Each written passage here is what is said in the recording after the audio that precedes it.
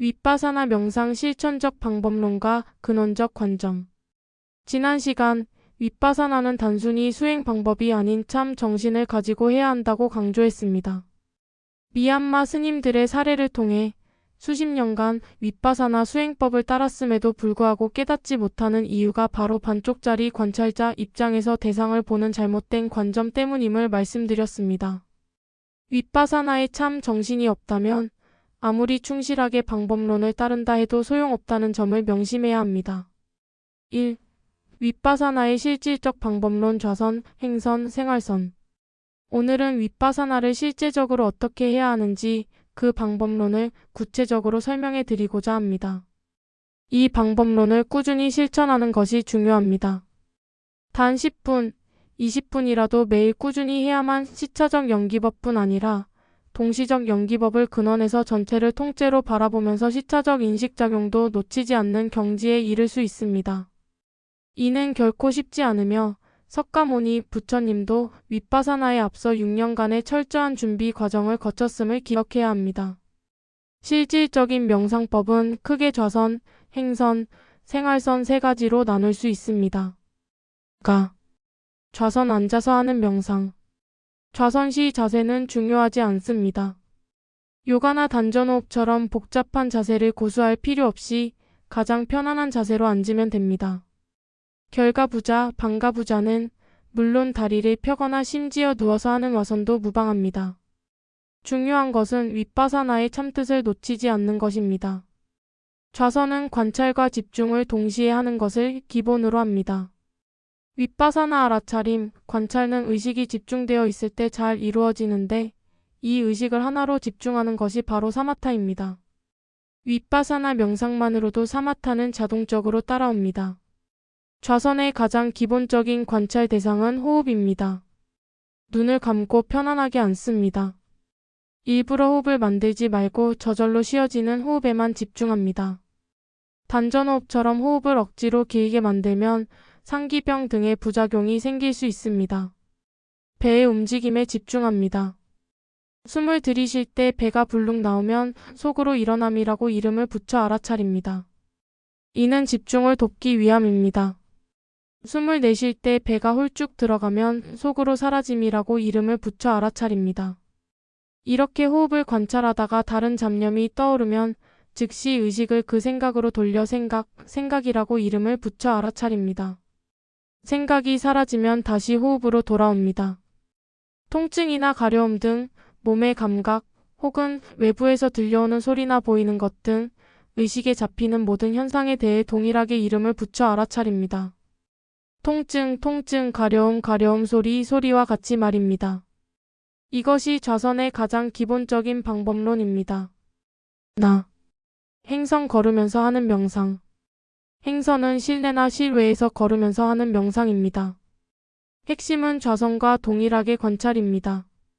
실외에서 걸을 때 한 발짝을 뗄 때마다 왼발, 오른발이라고 속으로 이름을 붙여 관찰합니다. 바쁘게 걷더라도 관찰이 가능하며 일상 속에서 잡생각에 빠지는 시간을 윗바사나로 활용할 수 있습니다. 왼발이 일어났다가 사라지고 오른발이 일어났다가 사라지는 생멸의 교차를 관찰하는 것입니다. 실내에서 걸을 때 걸음을 더 세분화하여 들어서 내려놓음과 같이 관찰합니다. 천천히 고요하게 걸으며 들어서는 내려놓음은 멸이라는 생멸의 과정을 알아차립니다. 행선을 통해 개발되는 삼매는 좌선보다 더 강력하며 일상생활에 그대로 적용될 수 있어 생활선을 할 때 큰 도움이 됩니다. 의식이 근원에 서서 일상적인 일을 처리하면서도 알아차림이 용이해집니다. 생활선, 일상생활 속 명상. 일반적인 윗바사나의 생활선은 매 순간 모든 현상을 알아차리는 방식으로 가르치지만 이는 현실적으로 어렵고 일의 능률을 떨어뜨릴 수 있습니다. 진정한 생활선은 일상 속에서 어떻게 볼 것인가에 대한 관점 전환에 있습니다. 몰입해야 할 때는 몰입할 업무, 공부, 독서, 심지어 섹스 등 몰입해서 해야 할 일이 있을 때는 다른 생각 없이 그 일에 온전히 집중해야 합니다. 억지로 관찰하려 하면 오히려 방해가 됩니다. 일상 속 감정과 사건에 대한 알아차림 사람과의 관계 속에서 발생하는 다양한 감정이나 사건에 대해 몰입하지 않고 알아차리는 것이 핵심입니다. 예를 들어 화가 날 때 그 화에 휩쓸리지 않고 이 화가 누구에게서 일어났는가? 라고 질문을 던져봅니다. 일반적인 반응 내가 화났다. 저 사람이 나를 화나게 했다. 공부한 관점 이 화는 저 대상과의 연기법에 의해 저절로 일어난 현상이구나. 이처럼 내가 했다. 네가 했다는 착각 없이 모든 것을 연기법에 의해 저절로 펼쳐지는 현상으로 보는 것이 중요합니다. 화가 일어났더라도 그것이 내가 일으킨 것이 아니라 일어났다 사라지는 현상임을 알아차리는 순간 그 화에 매달려 끌려다니지 않게 됩니다. 이는 삶의 질을 현상적으로 변화시키고 궁극적으로 무상을 체득하게 합니다. 2. 모든 것의 생멸과 본래 무아. 윗바사나 명상을 통해 호흡, 생각, 몸의 감각, 외부 소리 등 모든 것을 일어남 사라짐으로 꾸준히 관찰하면 모든 것이 끊임없이 생멸하는 영기적 현상임을 체득하게 됩니다.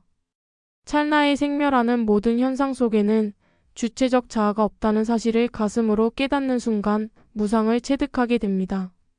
무상을 체득하면 물질적 욕심, 집착, 애착 등이 자연스럽게 놓아집니다. 이는 억지로 놓으려 노력하는 것이 아니라 무상이 완전히 가슴에 스며들면 저절로 풀리는 것입니다. 무상을 체득하는 것만으로도 삶의 고통에서 상당 부분 벗어날 수 있지만 이것이 깨달음의 끝은 아닙니다. 궁극적인 깨달음은 본래 무아입니다. 많은 사람들이 나를 없애려 하지만 무아는 나라는 것이 본래 없다는 것을 깨닫는 것입니다. 우리가 나라고 착각하는 개체적 자아는 생멸하는 허상이며 참나는 생멸하지 않는 본래 절대입니다. 이 우주와 그 속의 모든 존재는 역할극을 펼치는 하나의 절대이며 여기에 차별은 없습니다. 본래 무아 본래 절대를 깨닫기 위해서는 아직 개체적 자아에 대한 애착을 놓지 못하는 자신을 직시해야 합니다. 순수 진리는 도피할 구멍을 허락하지 않지만 에고는 스스로 빠져나갈 구멍을 만들고 합리화합니다. 여러분이 그토록 소중히 여기는 그놈이 진짜가 아님을 빨리 깨달아야 합니다. 3. 근원에서 전체를 통째로 보는 윗바사나의 핵심. 근원에서 보는 윗바사나는 모든 것을 내가 했다, 네가 했다는 착각 없이 있는 그대로 보는 것입니다.